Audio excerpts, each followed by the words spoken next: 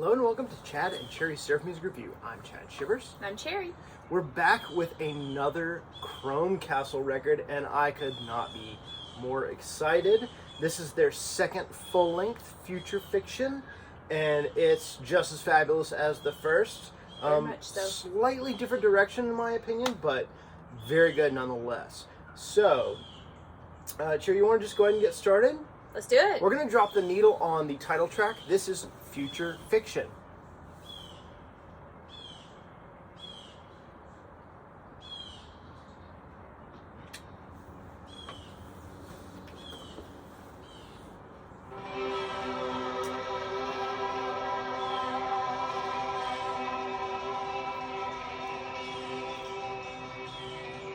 Mine didn't come out either.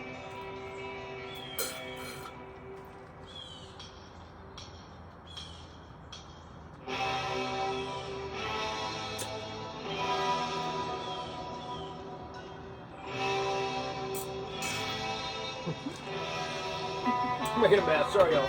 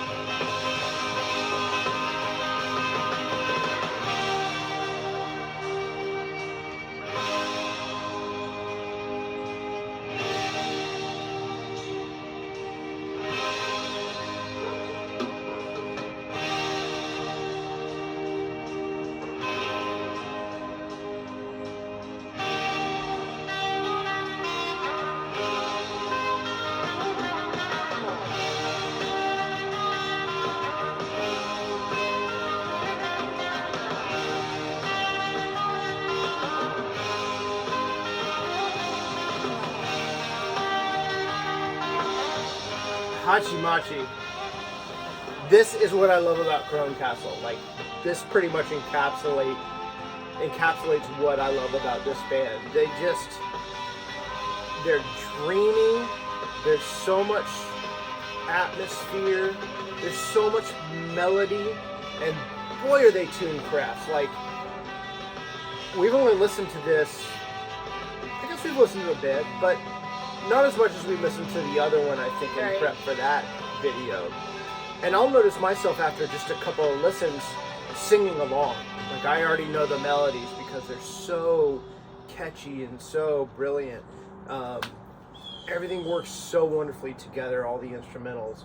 And, yeah, you look like you have something to say. Well, Let's hear it. I was going to say, I kind of wonder if Robert was in a completely different headspace this go around. Like, almost sounds poppier, more bubblegummy, like almost like sunshine pop. Yeah, okay. Yeah. Sure. So I'm kind of wondering if maybe something major happened in his life and he's just kind of upbeat, like got a little spring in his step, you know? Right. Robert's the one of the lead guitarists. Actually, he's the rhythm guitar player. Craig is the lead guitarist. Okay, so I don't know how much I only say Robert because I know Robert. Yeah, I don't know we the rest pretty much know Robert, and not as much as the other guys. So, but I'm just kind of wondering if something happened with him or somebody else within the group that maybe put a spring in their step, a little bit happier this go around. That's interesting.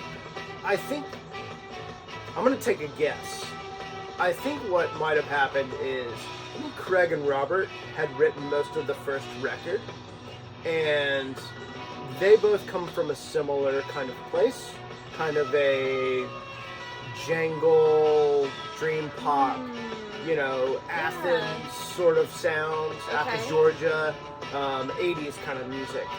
And I think the the drummer and the bass player, I think it's John and Ashley. John, the drummer, and Ashley, the bassist, both come from more of like a punk. And you can tell Ashley totally looks like she could have been like, totally. like a punk rocker back in the day.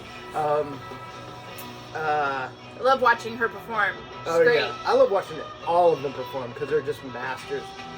But I think maybe that had to do with it. Like this record, it's more of a band effort, and so you get more. You know, you said pop. I kind of think a little bit more rock or a little bit, but I think we're thinking the same thing. There's more energy to it. There's more. Yeah, there's more of a rock kind of essence to it. Yeah. So definitely. Yeah, that would be my guess. And you guys, if Chrome Castle is watching, maybe they can leave a comment and let us know if that was the case or completely off the mark. What is different from the the last album to this album? Like, was there something major that happened, or was it just more of a collective effort, or what? And again, it's not vastly different from the first record. No. Especially that title track. That's very similar to something you would have heard off the last record, but like this is much more upbeat.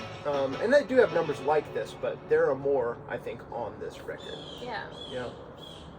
Very cool. All right. What's the next one? Let's flip the record. We're gonna drop it, and it's Cassandra by Chance is Track the one? first one, track 1, and then we're going to listen to the second, which is Fast Fantasma. We are drinking El Burro Fantasma, which is not really the same. It's kind of the opposite, but it's a delicious drink. And I'll put, of course, the recipe so you can drink along. This is quite tasty. Yeah.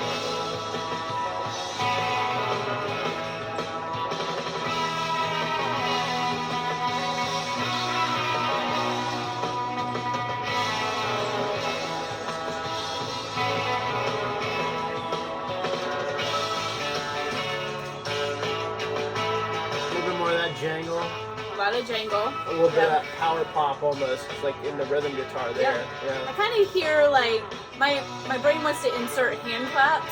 Like, oh sure. Yeah. You know? Oh, yeah. Hold on, here we go. Yeah, like it wants to insert hand claps. But, they should have had you produce the record, Jerry. Yeah, bird calls, hand claps. We would have everything in here. Sax. Sax, some yakety sax, some sexy sax. No, none of that. It's not needed by any means, but really good sound. I'm kind of taken late 80s, early 90s with some of this sound. Oh yeah. You know? Oh yeah. Actually, I was thinking about this earlier as I was listening to it, and I think it might be more apparent on the next track. You know what? Who I would compare this to in a really strange way is Insect Surfers. because I feel like they might have some of those same influences, Sure. like some of those like 80s, because Insect Surfers actually started in, I think 1980, 1981, no, 1979 or something like that. So they started a long time ago, but they started as more of like a pop band, like kind of new wave punk, and had some surf influences, and then went in the surf direction. Definitely can hear the new wave influences. But I think that they kind of might have some of those similar influences, both Insect Surfers and Chrome Castle. They also have really strong melodies, really strong rhythms. They work as a band really well together.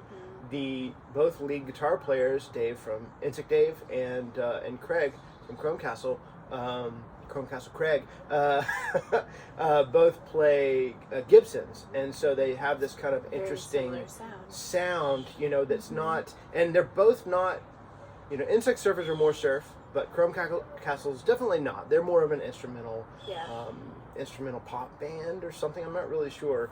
Dream pop surf gaze. I don't know. It's not dream pop surf. I like that. It's not really surf, but we don't care, guys. We love the instrumental music, and it's close enough for me. It tickles that thing, and especially if you want to listen to something that's instrumental, but you don't want you want something a little different. You want to step outside of that boundary a little bit. This might be the thing for you, Yeah. It definitely is for us. I always like it because when Jay starts singing along, or when I'm in my office getting ready for the workday or something, and we have music like this playing in the background, it kind of sets you off on a nice tone for the day. Oh yeah. It kind of eases you into the day. It kind of, I don't know. It makes it seem like it's not gonna be as bad.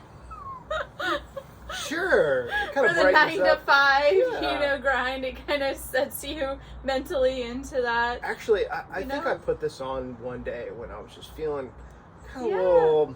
I was like, I don't really want to listen to anything like, heavy, and I want something to ease me into the day. Yeah. And I put this on, so I think you're spot on with that. Thank you. But it can be whatever you want it to be. Yeah. Again, that's the beauty of instrumental music, and there's enough variety on this record to do whatever you want to do with it. For sure. Yeah. All right. Let's drop the needle. Oh, I should also mention the cover, which I held up earlier, and it's very cool. I don't think you can see the subtleties in the video here, but the cover was designed by the rhythm guitarist Robert, which runs Methane Studios, and which is actually right behind Little Tree, where we had Stomp Fest last year. He also runs a killer music festival, Wigwag Fest. We went the first year, and it was a lot of fun. It was a lot of fun. They've had it 2 years, I think. Lots of different varieties. Do they have it twice a year? No. Okay. We just went 2 years ago. Oh, okay. So lots of nice variety, very, very cool, and really well run and lots of fun. So if you're around Atlanta and in the Decatur area, Avondale Estates, go check out Wigwag at Methane Studios. Also, Cherry, tell us about this. This is really cool. So Robert was so generous to actually give this to us last year after they played at Stomp Fest. And this is just a collection of his works. It is so amazing. You know how Kramer had the coffee book table, coffee table book or whatever. This would be a great coffee table book. But it's more than that. Like, he does a lot of artwork for a lot of bands, a lot of artists, a lot of major acts, like Dave Matthews Band. He does a ton of stuff for Dave Matthews Band. There's one right there actually. I think Tim Reynolds. It's just beautiful artwork. Really beautiful. So I don't know if this is still in press or still available. So. Yeah, and I believe you can get it from the website. We'll have a link to the Methane Studios website. It is a beautiful book. It's embossed. It has like a slight embossing on the front. It's got some good weight to it. It's beautiful. So, also, this is the Halloween season. He has a couple of new Halloween. Frankenstein with bunnies. I was gonna mention that. I love it. So go pick out a nice print, and you know what? Maybe that would be a nice, holiday gift this year. For any holiday, not necessarily Frankenstein, but yeah. Check out some of his prints that he has available, or a book. So, all right, let's dive into our last. I'm sad. This is our last one. Sorry, here. it's track 2.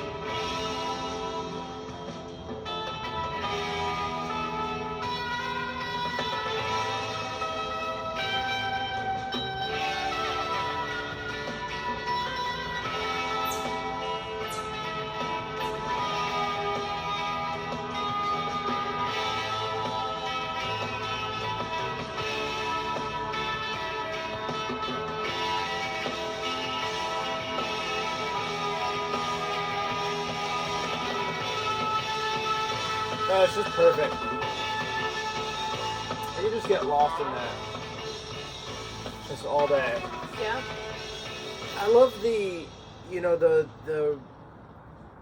reverb's a little different than like the surf reverb. They use some more digital kind of stuff, I think, and it's really cool. Kind of like lasts a little bit longer, and so it'll do things in the back. Like they'll take these great breaks where they'll leave some space, and that little twinkle will shine, in the back. It's really, really wonderful. I love it. Very, very cool. Again, I don't think I should have showcased, now that I think about it, I should have showcased something a little bit more upbeat on the record. These are just kind of like my tunes. So, my kind of tunes that I like to listen to.